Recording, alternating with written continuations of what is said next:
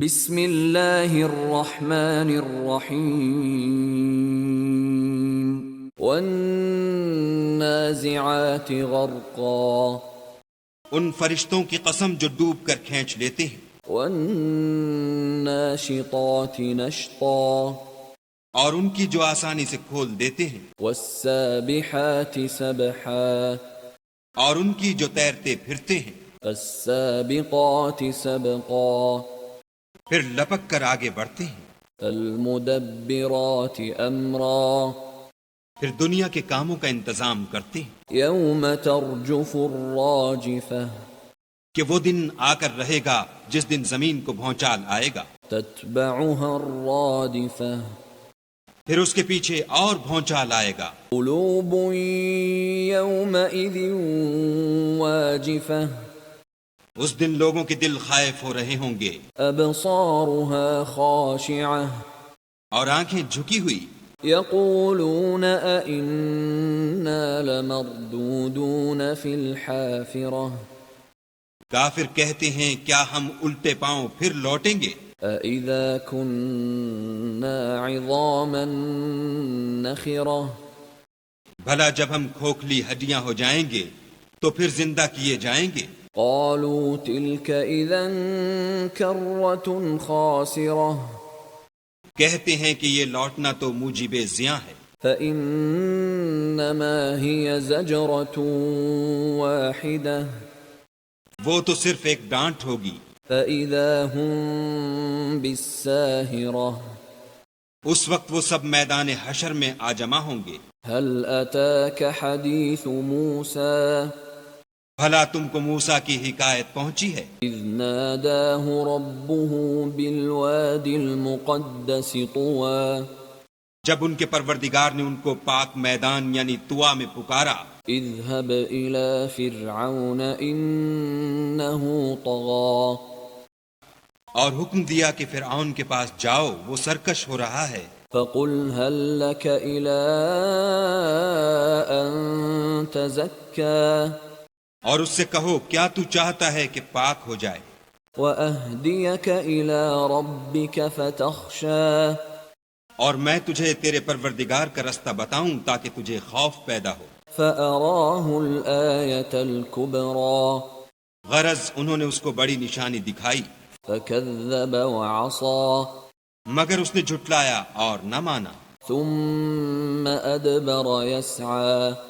پھر لوٹ گیا اور تدبیریں کرنے لگا، فحشر فنادى اور لوگوں کو اکٹھا کیا اور پکارا، فقال أنا ربكم الأعلى کہنے لگا کہ تمہارا سب سے بڑا مالک میں ہوں۔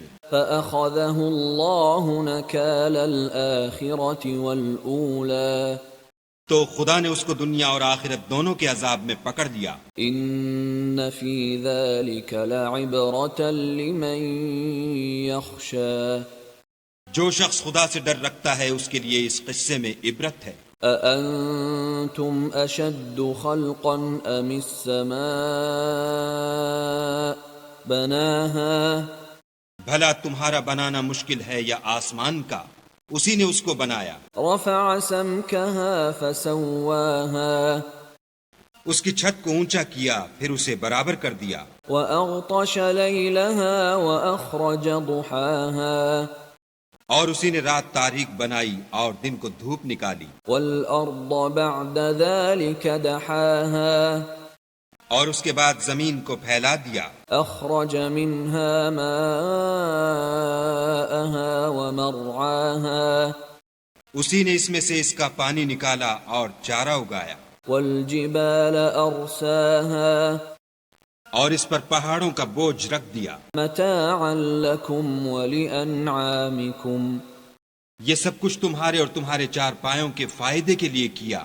فإذا جاءت الطامة الكبرى تو جب بڑی آفت آئے گی، يوم يتذكر الإنسان ما سعى اس دن انسان اپنے کاموں کو یاد کرے گا، وبرزت الجحيم لمن يرى اور دوزخ دیکھنے والے کے سامنے نکال کر رکھ دی جائے گی، فأما من طغى تو جس نے سرکشی کی وآثر الحياة الدنيا اور دنیا کی زندگی کو مقدم سمجھا فإن الجحيم هي المأوى اس کا ٹھکانہ دوزخ ہے.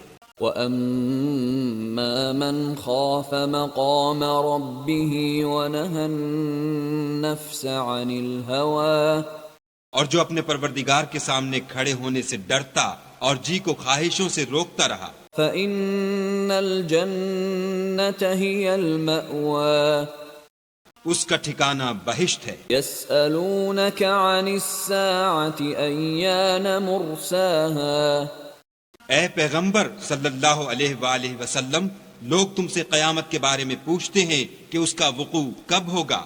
فِيمَ أَنْتَ مِنْ ذِكْرَاهَا سو تم اس کے ذکر سے کس فکر میں ہو. إِلَى رَبِّكَ مُنْتَهَاهَا اس کا منتہا یعنی واقع ہونے کا وقت تمہارے پروردگار ہی کو معلوم ہے. انما انت منذر من يخشاها جو شخص اس سے ڈر رکھتا ہے تم تو اسی کو ڈر سنانے والے ہو. كأنهم يوم يرونها لم يلبثوا إلا عشية أو ضحاها جب وہ اس کو دیکھیں گے تو ایسا خیال کریں گے کہ گویا دنیا میں صرف ایک شام یا صبح رہے تھے.